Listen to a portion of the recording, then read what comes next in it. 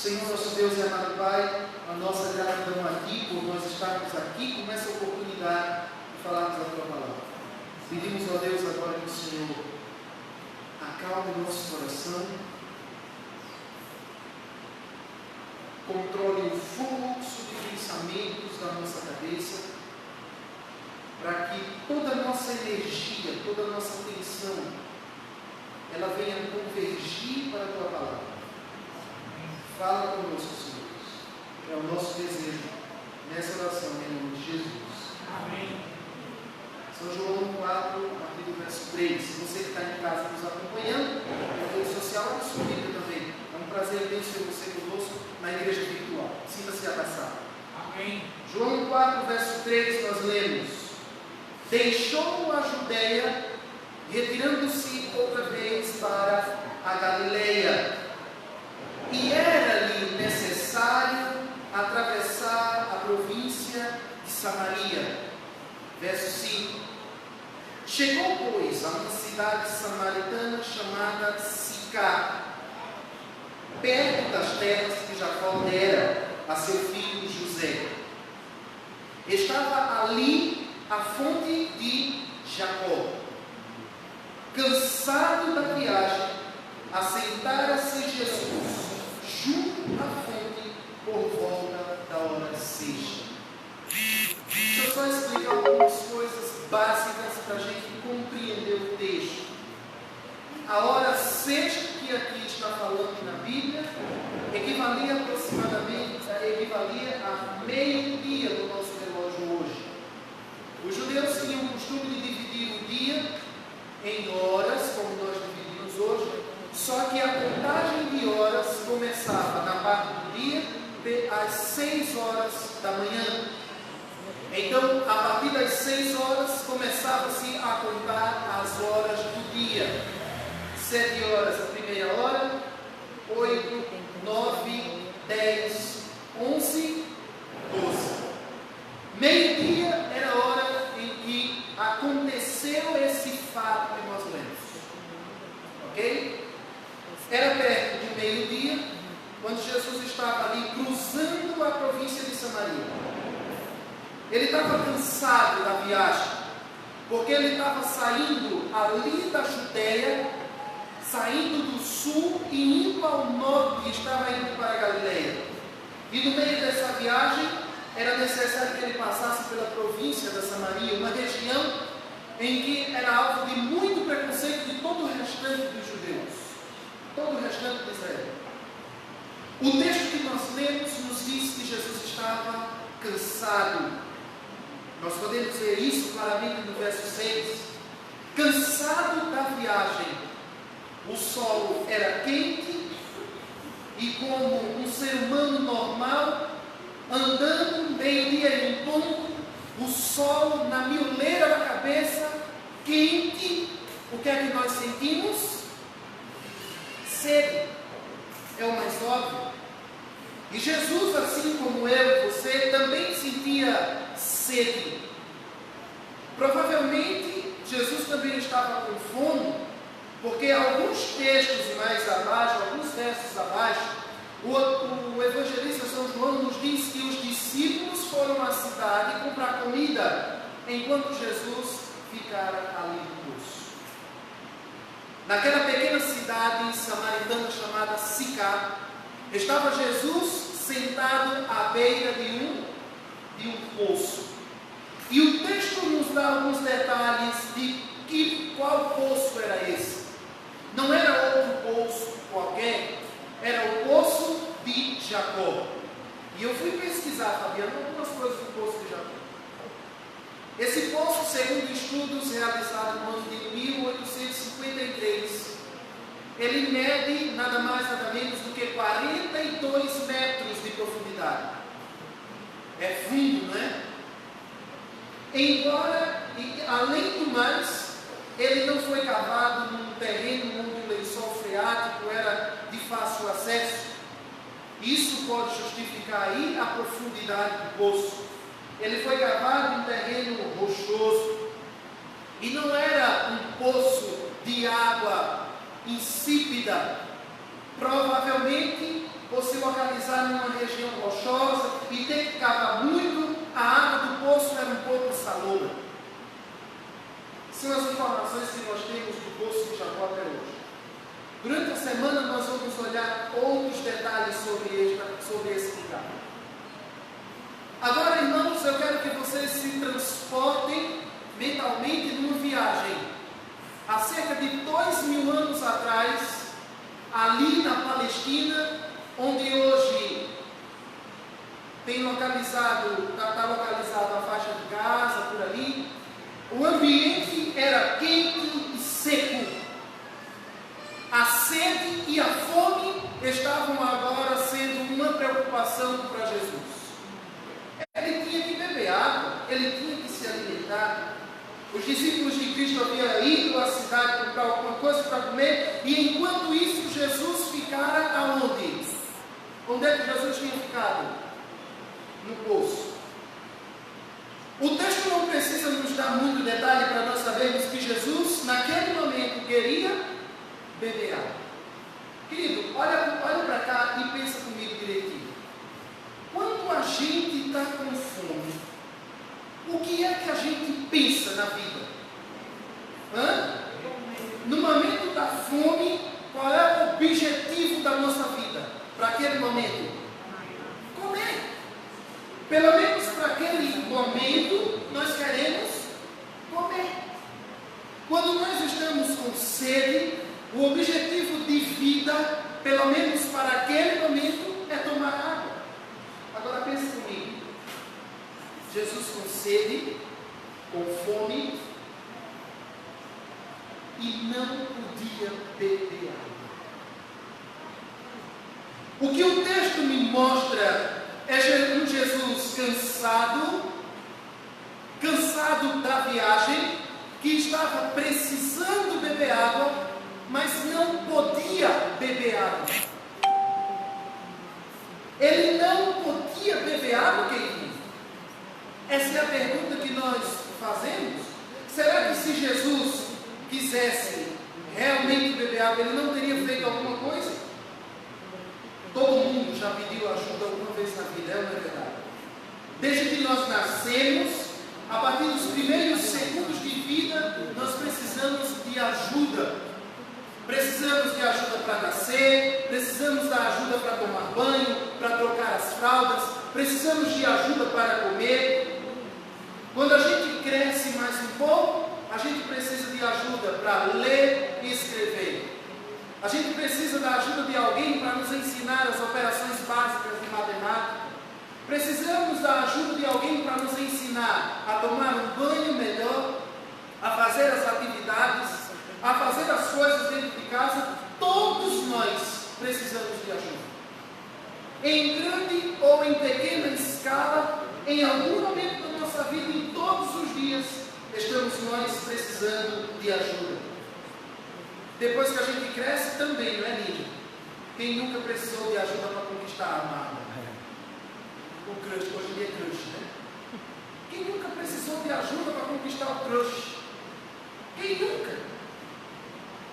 Tem até quem diga que a gente precisa de ajuda até para morrer.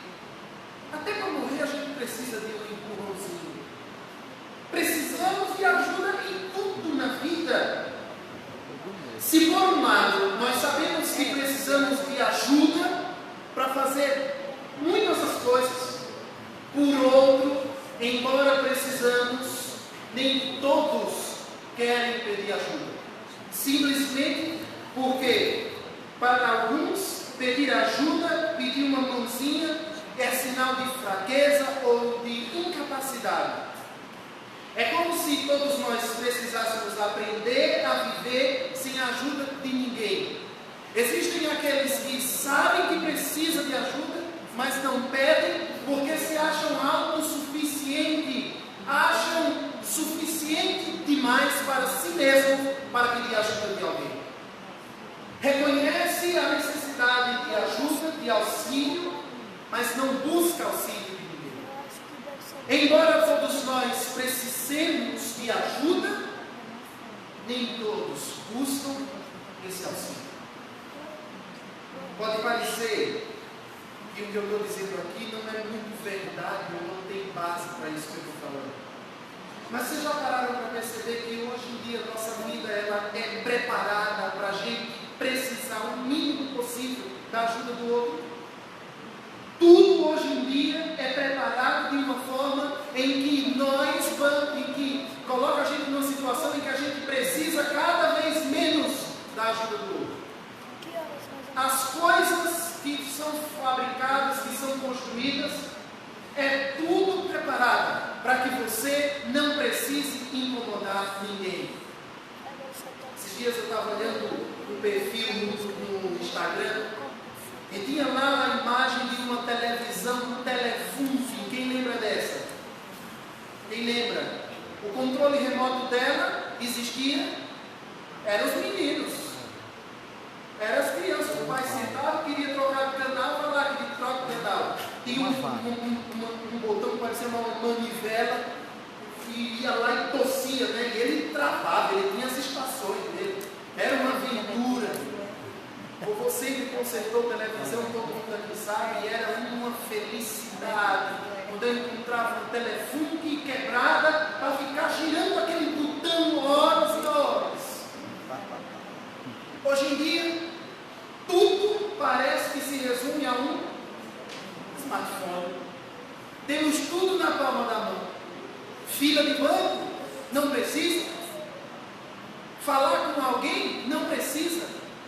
Mas Kenilson, tem gente que não sabe escrever.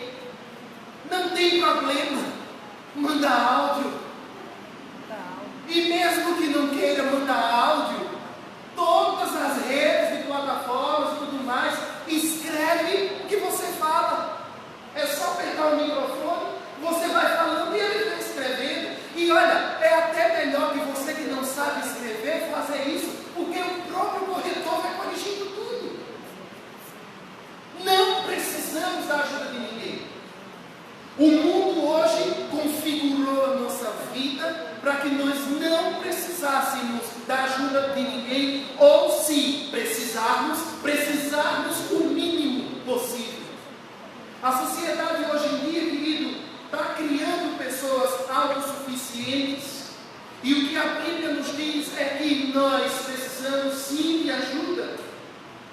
Tom Jobim, certa vez em um poema, escreveu algo que se tornou canção posteriormente. Ele disse: o amor se deixa acontecer, é impossível ser feliz sozinho.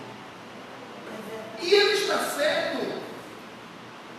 No entanto, não é bem isso que a sociedade prega lá fora.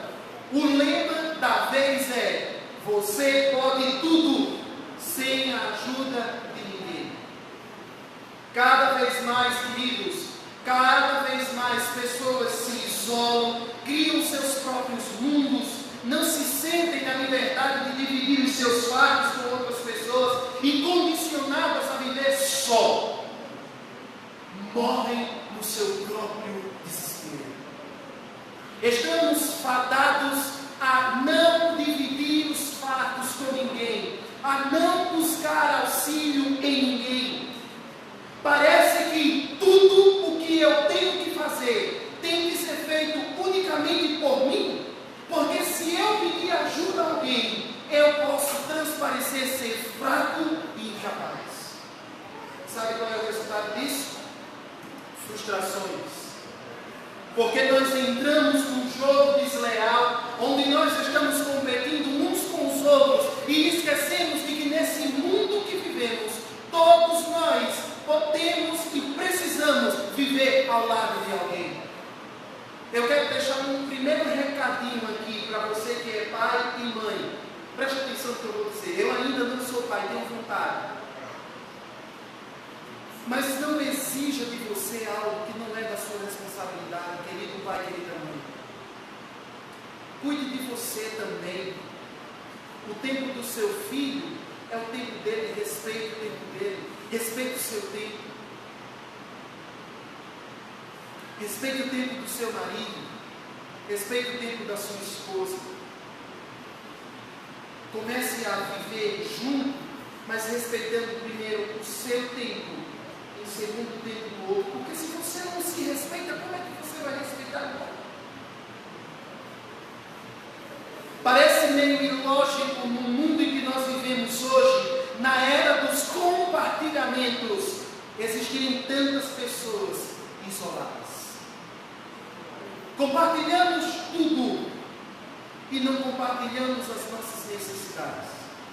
E o maior problema não é eu dividir o meu problema com alguém, mas é quando aparece alguém querendo dividir o problema dele e eu não quero me envolver. Estamos cada vez mais querendo viver só, sem ajuda de ninguém. Há quem diga que antes só do que mal, vocês conhecem, né? No entanto, ali no poço está Jesus. Olhem para Jesus. Ele não podia beber água se ele quisesse? Sim. Ele podia fazer um milagre? A gente já sabe que Jesus não poderia operar milagre nenhum em benefício próprio, ok? Ponto. Não se discute. Mas se fosse possível, Jesus pediria a Deus e ele mandaria um anjo trazer água do próprio céu para matar a sede de Jesus. Certo ou errado? Certo. Ele poderia sim fazer qualquer coisa. Vamos imaginar que Jesus pudesse fazer alguma coisa em seu próprio benefício. Ele poderia fazer um milagre para saciar a própria sede. Ele não sei o que ele podia fazer. Ele podia fazer com que o poço transbordasse, ao invés de ser um poço, transformasse num minador, num olho d'água. Não sei, qualquer coisa. Mas Jesus poderia, se ele quisesse, não pedir ajuda de ninguém para matar a própria sede. Mas porque ele não fez isso? Nós já sabemos, Jesus não podia fazer nada que fosse em seu próprio benefício, mesmo que fosse um copo d'água. Sabe o que é que eu aprendo com isso, Nívia? Sabe o que é que eu aprendo com isso, querida igreja? Que nós, todos nós, precisamos de ajuda. Talvez você tenha entrado hoje aqui na igreja com um pensamento de que eu não preciso me humilhar para ninguém, ou eu não preciso dar a cara a tapa para ninguém. Talvez o sentimento de orgulho e prepotência está dentro do coração, velado, está guardado, esperando apenas uma oportunidade para ser colocado para fora. Talvez nós entramos hoje na igreja pensando que tudo que nós fazemos é suficiente para ser justo. Pensamos em nós mesmos. Ali naquele poço, querida igreja, estava aquele que tinha criado todas as fontes das águas. E aquele que, segundo Isaías capítulo 40, verso 12, mediu a água do mar, por todos os oceanos, na palma da própria mão. E quem estava ali agora? Esse mesmo Criador, aquele que na concha de sua mão mediu a água do oceano, fez os rios, os lagos, fez a água, criou tudo. Justamente Ele, precisando da ajuda de alguém. Não parece um pouco estranho essa história? Não parece um pouco controverso? Alguém que cria uma coisa, fica refém daquilo que cria. A história continua. No verso 7, chega uma mulher samaritana. Não citaram nem o nome dela, porque provavelmente era uma mulher que não tinha valor nenhum, por isso que o nome dela não está aqui. E no verso 7 diz: nisto veio uma mulher samaritana tirar água e disse-lhe Jesus, dá-me. Jesus agora pede água àquela mulher. Nós não vamos focar nela agora, porque em outros momentos, nos nossos próximos encontros, nós vamos olhar um pouco mais para ela. Jesus pede água. Olha o que aconteceu. Jesus pede água, e quem estava precisando de ajuda ali naquele momento? A mulher ou Jesus? Quem estava precisando de ajuda? A mulher ou Jesus? A mulher. Jesus. Ali no poço só iam pessoas que estavam querendo pegar o quê? A água. O poço só vai buscar água quem sente sede. sede. A mulher foi buscar água, e ali quem já estava no poço? Quem estava no poço? Quem estava no poço? Jesus. Jesus, talvez, igual a mulher, também estava com sede. O texto já deixa claro que a mulher que Jesus tinha sede. A mulher talvez fosse buscar para não ter as coisas cheias dentro de casa, para que quando a sede viesse, ela não precisasse ir ao poço. Ok? Jesus com sede, a mulher chega, provavelmente ela vinha com um balde, uma corda, alguma coisa. E ela tinha tudo para pegar água dentro do poço. E Jesus não tinha nada. Ele estava de viagem.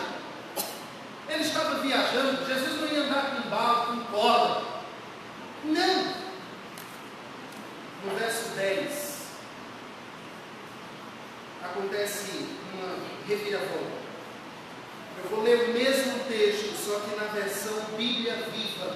Diz assim, no verso 10, replicou Jesus: se ao menos você soubesse o presente maravilhoso que Deus tem para você, e quem é que está lhe pedindo água, você pediria e ele lhe daria a água da vida. Opa, peraí. Quem tinha pedido água a quem primeiro ali?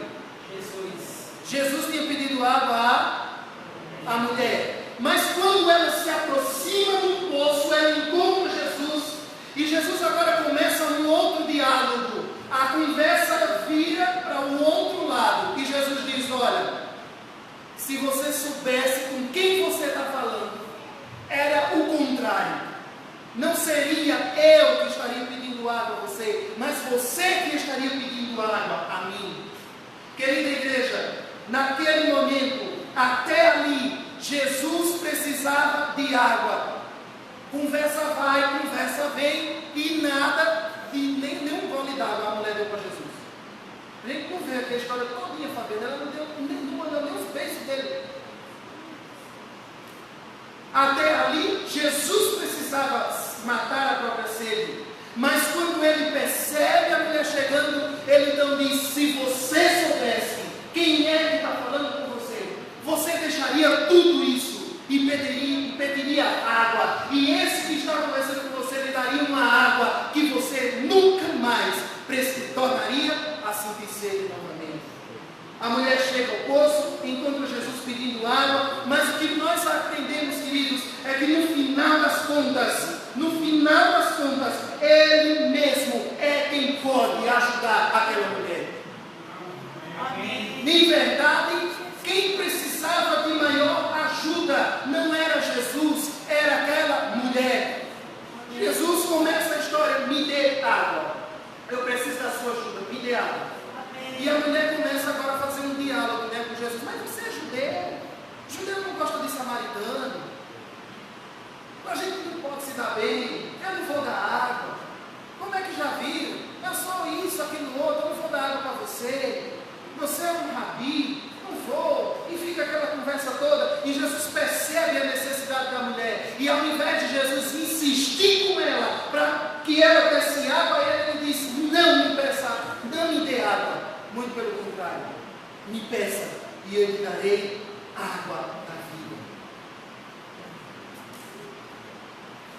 Quando chegou ali, a mulher olhou para Jesus e viu nele um homem comum, que estava pedindo apenas um favor, mas em pouco tempo ela percebe que ela é quem precisava de ajuda. Querida igreja, Jesus nos ensina hoje que o que nós precisamos é beber dessa água, da fonte da vida. Amém. Nós entramos aqui querendo fazer qualquer coisa.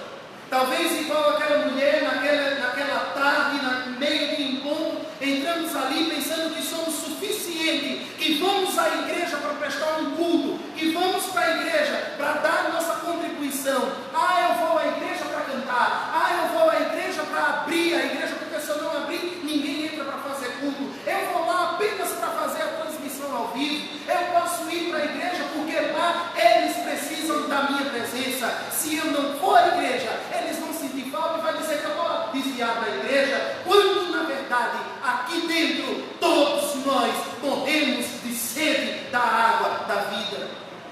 E hoje Jesus está dizendo: peça, peça dessa água, e eu te darei dessa água. Amém. Eu darei dessa água que você precisa. Dá para perceber um pouco a diferença? Chega de sermos autossuficientes. No final das contas, todos nós estamos com sede. Isso aconteceu com uma jovem. Na década de 70, ela estudou aqui na escola adventista, funcionava nas salinhas aqui da igreja. Começou a estudar, começou a ter proximidade com a igreja, e uma das coisas que mais chamou a atenção dela foi o culto de desbravadores. Achava a coisa mais linda. E como era uma estudante, e o clube de desbravador atuante, sentiu vontade de participar do clube. Eu vou participar do clube.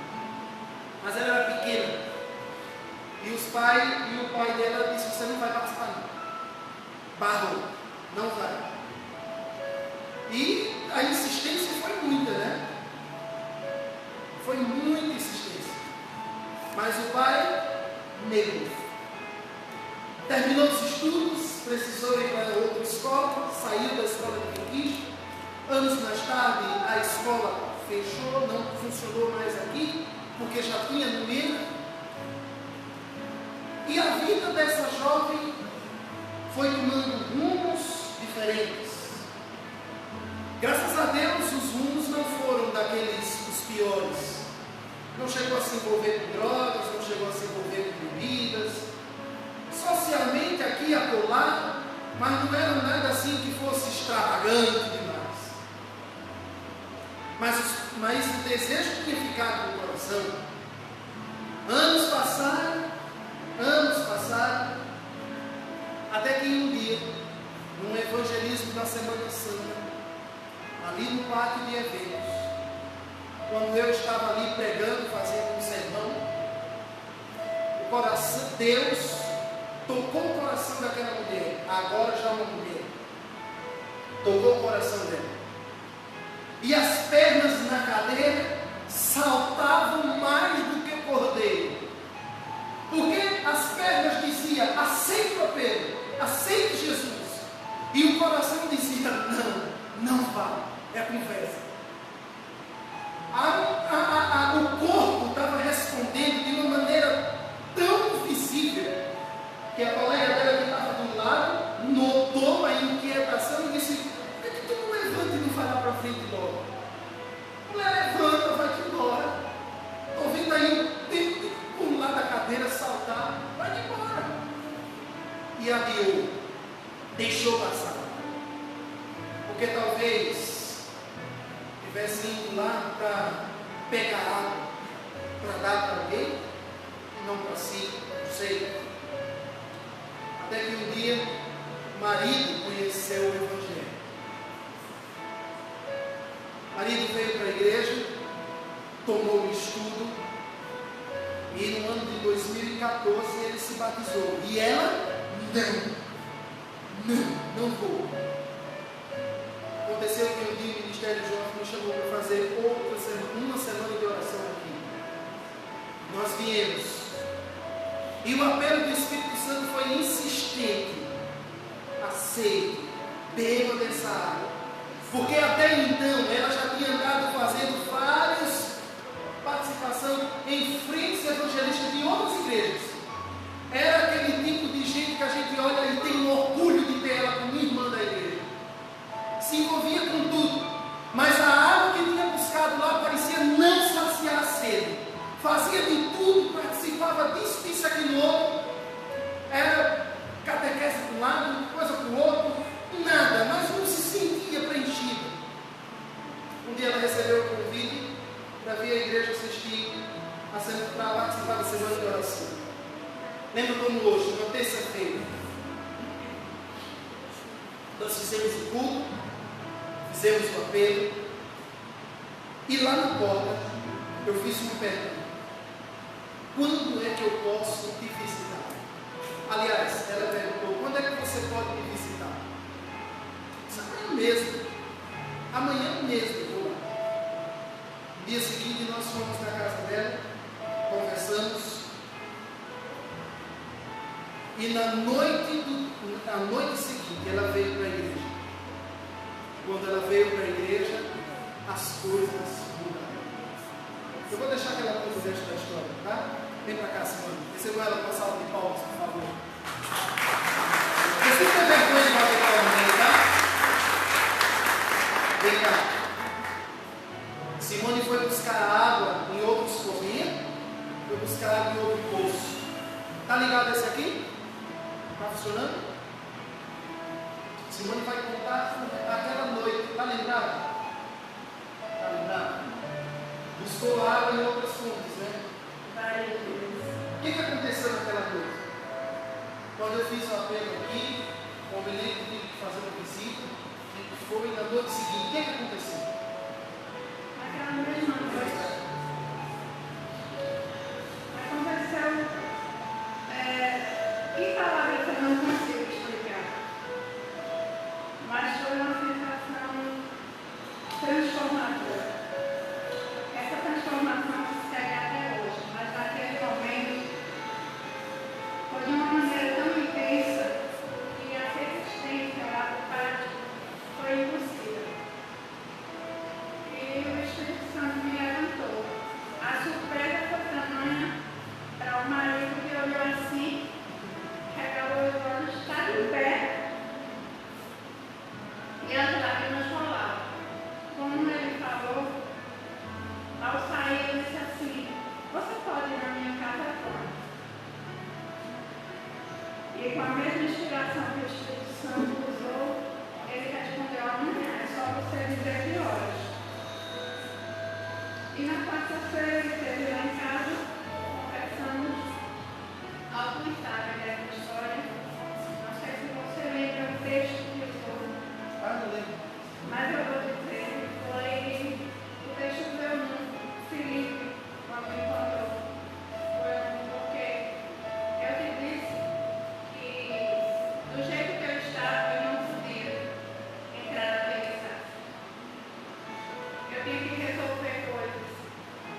Achava eu que podia. E ele me disse: primeiro eu vou te dizer o que Deus está dizendo, depois eu te dou a opinião.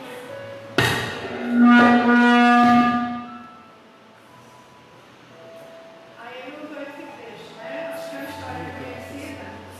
Eu nunca ia numa viagem para outra, eu comia o Felipe. Ele contou que eu estava estudando, ele não sabia porque ninguém tinha explicado. Então, quando o Felipe, usado pelo Espírito Santo como você, usado pelo Espírito Santo, explicou, ele olhou para Felipe e perguntou: por que não me batizar agora? Aí você disse: agora eu vou dizer o que eu penso. Jesus está te chamando do jeito que você está. Porque ao se aproximar dele, ele vai resolver para você as questões. E ele entendeu? Ele está resolvendo. E eu acredito que ele vai resolver até a volta dele. É quando vai ser concluído. Louvado seja Deus.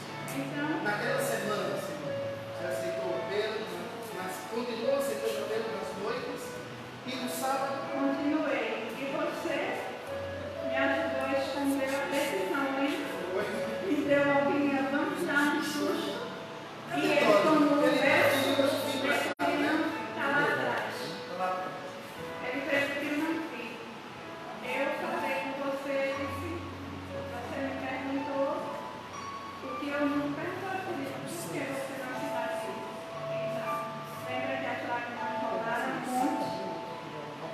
Você foi naquele momento psicólogo, estudou bastante e me fez entender que o momento de eu estar era aquele. Porque o momento de buscarmos a Jesus é agora. A eternidade nós só vamos ter na volta de Jesus. Então, entender que eu precisava ser transformado e descer as águas como demonstração do que Deus tinha feito e ia fazer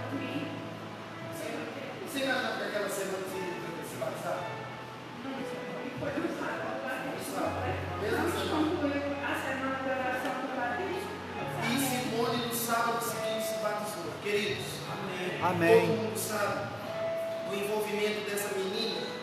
Chamo de menina porque a tomei como filha, né?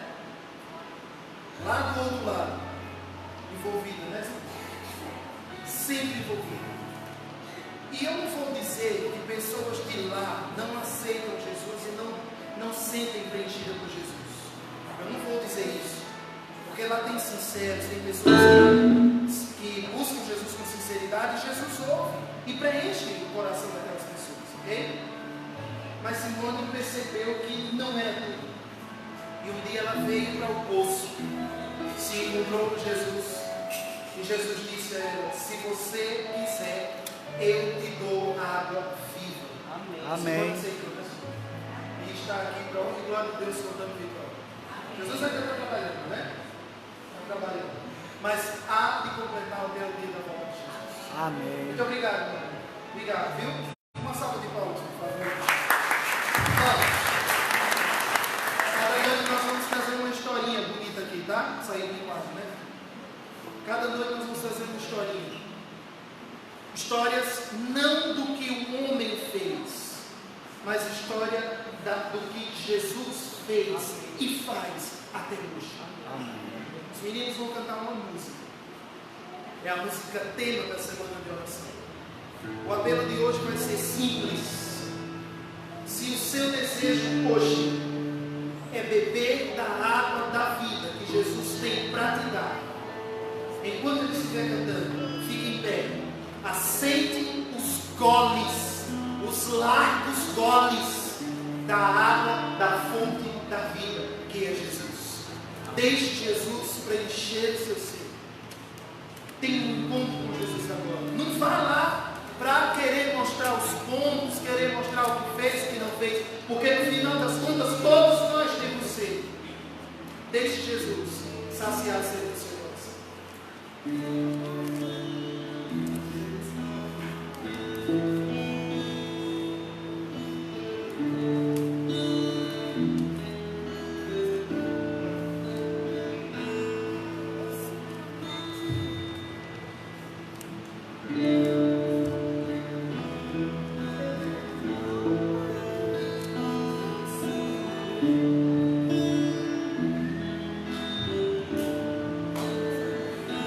Aquele que anda sobre o mar, que a pecegos fez seu povo andar, que com sua voz fez o mundo e o que nele há.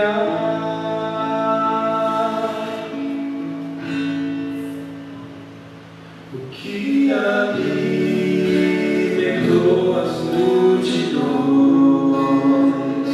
e trouxe alívio para corações, que vidas refez por outra vez minha vida.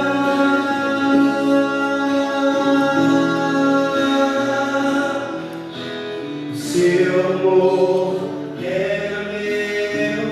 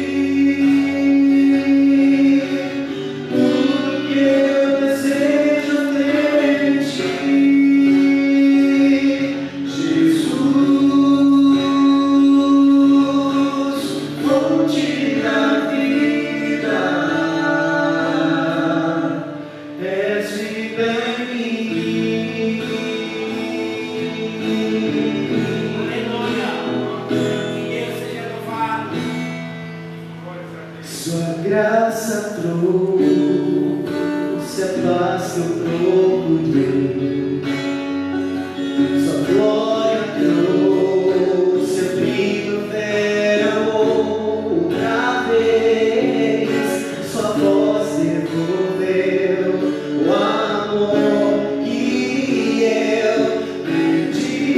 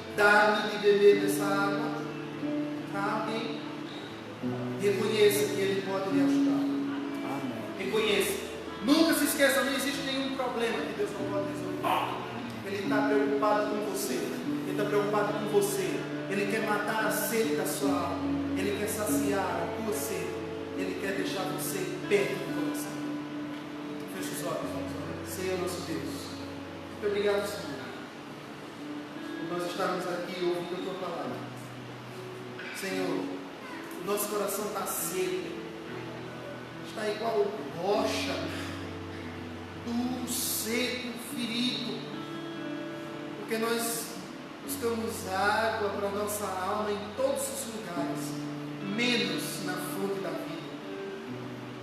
Nós temos sido autossuficientes, acreditamos na nossa própria força, na nossa capacidade, e pensamos que a gente pode fazer alguma coisa, mas a vida vem e nos ensina que não podemos nada sem ti. Por isso, nessa noite, queremos repetir o que a mulher disse para o Senhor lá no poço de Jacó: dá-nos de beber dessa água, sacia a sede da nossa alma, do nosso coração, restaura a nossa vida, Senhor. E naquela vida que já se transformou num deserto, que os rios de água viva brotem, trazendo vida e vida em abundância mais uma vez. Amém. Toma-nos em tuas mãos e abençoe cada um de nós que aqui estamos e aqueles que estamos acompanhando pela internet. Que a tua mão poderosa esteja sobre cada um de nós. É a oração que fazemos aqui no nome de Jesus. Amém. Amanhã nós estaremos aqui para acompanhar um pouco mais sobre a vida da mulher samaritana. Não perca. Traga visitas, traga seus colegas, toda a família, para a gente estar junto com a palavra de Deus. O Senhor abençoe cada um.